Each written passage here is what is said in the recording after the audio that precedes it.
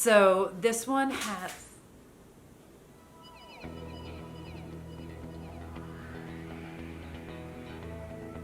But basically it's like a month-long, low-key, read-along, read-a-thon. Another series that I started... I need to talk faster or we're gonna be here all day. So speaking... Camera.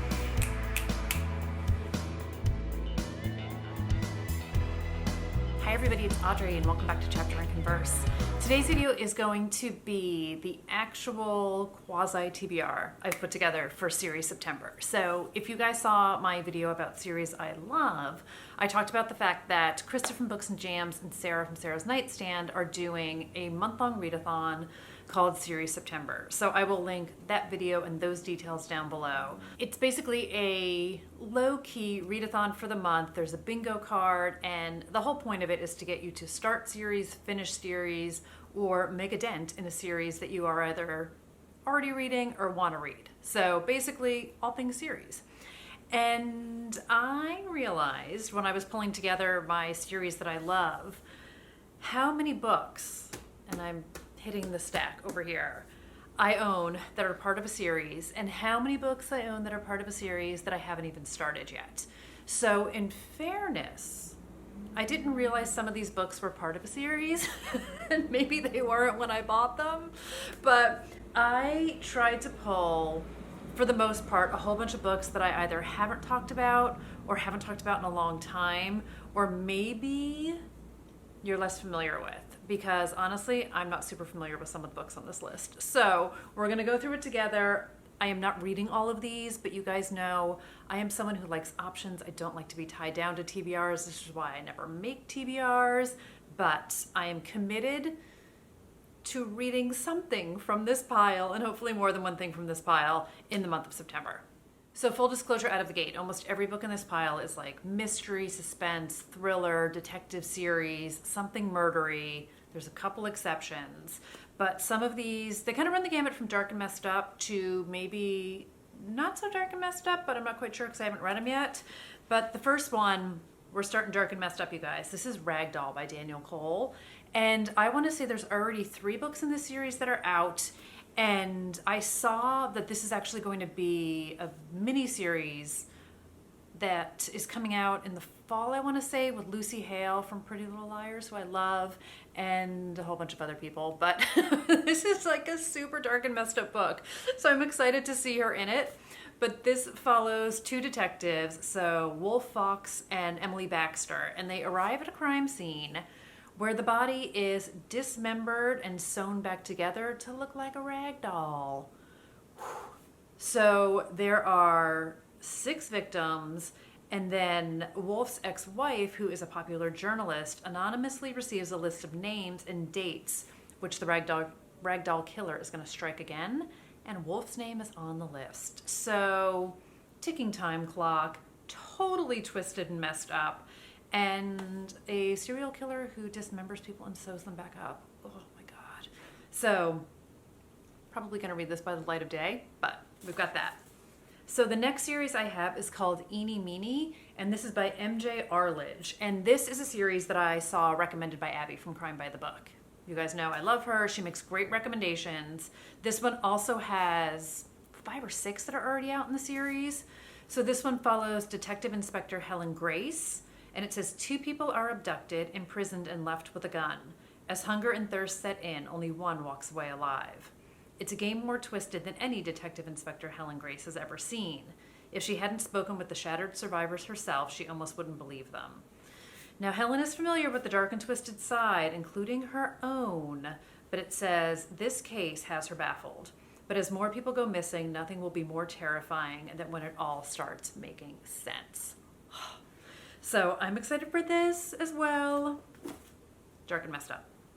So the next book is one I talked about in my recent book haul, and I didn't know it was a series until a whole bunch of you guys in the comments were like, that's the first in the series. And I was like, oh my God, thank you so much. I had no idea. And of course, then I look it up and there's like 6 books in the Butterfly Garden series. So this is by Dot Hutchinson. This follows 2 FBI agents. And in this book, there are a bunch of women who have been kidnapped by this man called the Gardener. And he keeps them in this place called the Butterfly Garden, and he goes so far as to tattoo them to start to look like butterflies. So that sounds nice and creepy. And these two FBI agents rescue one of the girls. They're trying to figure out like who he is, what happened, how they were kidnapped. Where is this man? So the one witness they have, this woman Maya, proves to be a puzzle herself. So it says, as her story twists and turns, slowly shedding life on the Butterfly Garden, Maya reveals old grudges, new saviors, and horrific tales of a man who'd go to any length to hold beauty captive. So again, dark and messed up, FBI agents, investigation. I talked about this in my haul video. Sounds a little bit like Kiss the Girls in concept, and I'm excited for it. So the next book I have is Richard Osman's The Thursday Murder Club. And the second book in the series just came out. And I actually got this from my dad for Christmas last year. So he read it, he liked it, he passed it on to me. And this is about a group of 4 friends in a peaceful retirement village. And they meet every week and they talk about crimes and mysteries. And then a local developer is found dead. And they have dubbed themselves the Thursday Murder Club. And it says they suddenly find themselves in the middle of their first live case.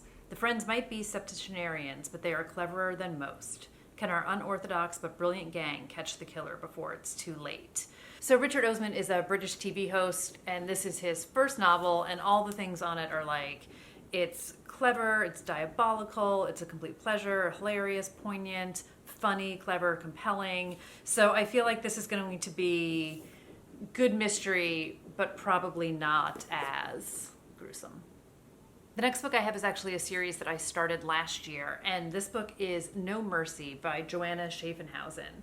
And I read The Vanishing Season, which was the first in the series. This is number 2. There are 4 out so far, and because I love number 1 so much, I have all 4 of the books in the series. But this follows a woman named Ellery Hathaway, and that's her name. She's a police officer, and when she was a kid, she was kidnapped by this serial killer, but she managed to escape. And in present day, in book number 1, I'm not going to say like too much about it because I don't want to give stuff away, but basically some stuff starts to happen, and she winds up teaming up with the FBI agent who saved her when she was a child, and they wind up partnering up for the case. So this continues Ellery's story. I really liked this book. I really liked the writing in it, and I am excited to continue in this series. So the next book I have is another first in a series, and it is The Tenant by Katrine Engberg. And the second book in the series is also out now. I've heard book number 2 is better than book number 1, but you gotta read them in order. So I'm purist here. I'm starting in book number 1. I want it to all make sense. This takes place in Copenhagen, and you guys, I have to say, I am like dying over the map and the color of this book. This is just beautiful, so beautiful. And this follows 2 detectives, as I said, in Copenhagen, and they are trying to solve the murder of a brutally murdered young woman in her own apartment with an intricate pattern of lines carved into her face. Ugh. So they establish a link between the victim, Julie, and her landlady, Esther, who's a bit too fond of drink and who's the host of raucous dinner parties with her artist friends. Esther is also a budding novelist, and when Julie turns up as a murder victim in the still unfinished mystery she's writing, the link between fiction and real life grows more urgent and more dangerous. So this says, Esther's role in the twisted scenario is not quite clear as it first seems. Is she the culprit or just another victim? So I'm very excited for this, and I love detective novels and movies and TV shows and the investigation, and I feel like I've deviated from it quite a lot lately, but I'm gravitating back towards it. I've always loved these kind of books, and there's so much of what we're going to talk about today are like police investigations, so I'm excited. I'm very excited. So the next book is one I have heard so many people rave about. We are up to 3 in this series, and this is Unsubbed by Meg Gardner. I have not read a Meg Gardner book in forever, and she definitely does like some dark and gritty books. She was, or maybe still is, the president of the International Thriller Writers who do Thriller Fest. So I have been to classes with her. I've seen her speak a bunch of times when we could still go to Thriller Fest conferences. But I got so excited to like read more of her books, and I picked this up a couple years ago, and then I haven't read it yet. So this one is kind of loosely inspired by the Zodiac Killer. And we have The Prophet is the unsub, which is what the FBI calls an unknown subject. So he struck in the 1990s, and then we're 20 years later, And there are some murders that sound like they are reminiscent of the Prophet's murders from 20 years ago. So we are following a detective, Caitlin Hendricks. There is a connection with her father from 20 years ago. And it says it's about a young detective determined to apprehend the serial murderer who destroyed her family and terrorized a city. I have heard literally nothing but good things about this book. So I think I am long overdue. She's such a great writer. And I think the other thing about September, we're getting into the fall. And I mean, you guys know I read creepy stuff all the time, but I feel like even more drawn to creep in the fall and spooky stuff. So maybe serial killers are on the menu. In the series I Love video, I talked about Anthony Horowitz's Magpie Murders series. I also should have talked about his Daniel Hawthorne series, and this is book number 2, The Sentence is Death.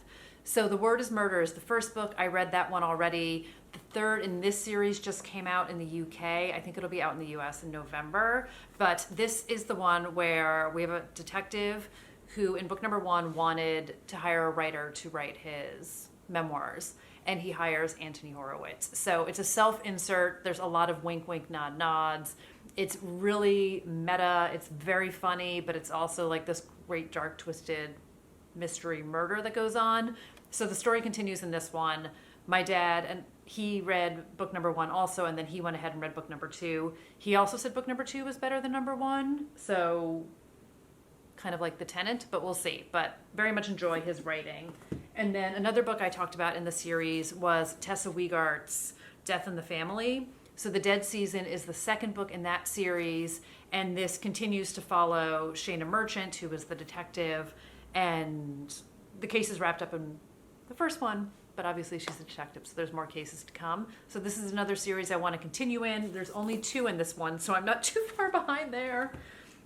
And then I've also previously talked about The Talented Mr. Ripley by Patricia Highsmith, first in the Ripley series. I've seen the movie multiple times. I've never read the book, and I'm trying to do that thing where I actually read classics of mysteries and books in general and try and not just stick to more modern times. So I am excited to read this. I don't know how true it is to the book, but as someone who is writing mysteries and thrillers, again, I'm trying to read from the masters, and she is definitely one of them. So speaking of classics, we have Agatha Christie, and this is The Secret Adversary, and this is the first in the Tommy and Tuppence series. So they are a sleuthing duo. This is another one my dad read and passed on to me. There's 5 books in this series, and this is giving me kind of Nick and Nora Thin Man vibes. And this is about Tommy and Tuppence, who are young, in love, and flat broke. So they devise a business scheme called the Young Adventurers Limited, but they get more than they bargained for when their first assignment for the sinister Mr. Whittington draws them into a diabolical conspiracy. It isn't long before they find themselves plunged into more danger than they ever could have imagined, one that could put an abrupt end to their business and their lives. So they are obviously highly motivated to not die. But I do love me some Agatha Christie, and I do need to dip back into her more than I have been. I have so many of her books that I want to read, but I figured to break away from like the Poirot and Marple series, let's give this one some love.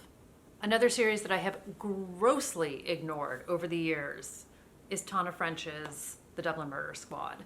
So The Likeness is book number 2. I read In the Woods,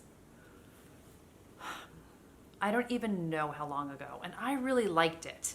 And I picked up all the other books, and I was like, I'm going to read them all, and I haven't read them. So I know you don't have to read them in order, but one of the things that intrigues me about The Likeness is it follows Cassie Maddox, who was the secondary main character in The Woods, and I loved her. So this is sort of her time to shine, and I want to read this one next. So in this book, it's 6 months after In the Woods takes place, and Cassie is summoned to a crime scene. And it says it's only when she sees the body that she understands the hurry. The victim, a young woman, is Cassie's double and carries ID identifying herself as Alexandra Madison, an alias Cassie once used on an undercover job. So suddenly Cassie must discover not only who killed this girl, but more importantly, who is this girl?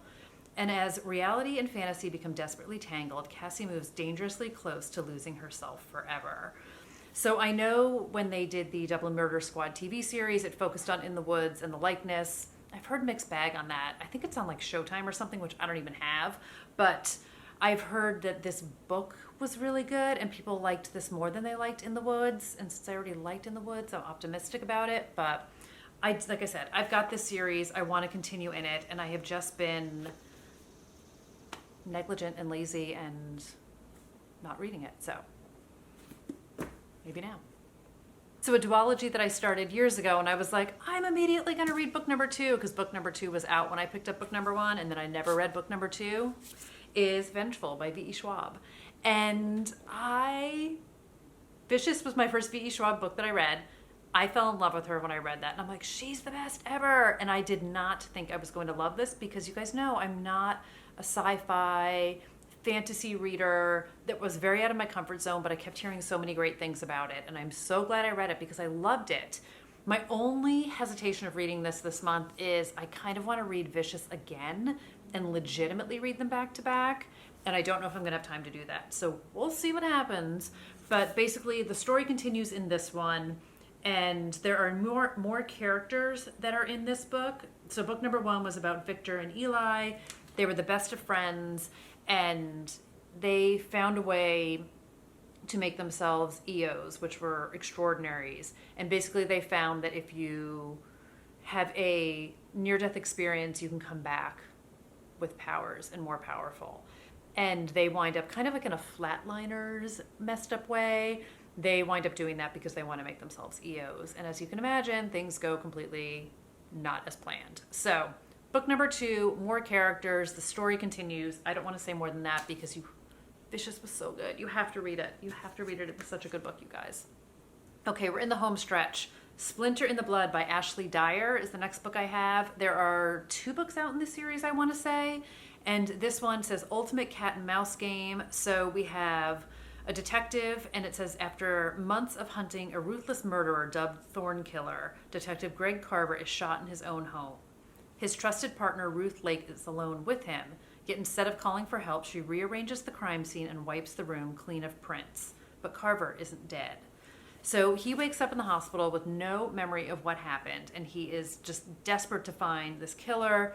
And it says, one person knows the truth, and she's not talking. She's also now leading the Thorn Killer investigation while Carver recuperates. It doesn't matter what more victims' lives are at stake. Ruth is keeping a deadly secret, and she'll cross every line to keep it from surfacing.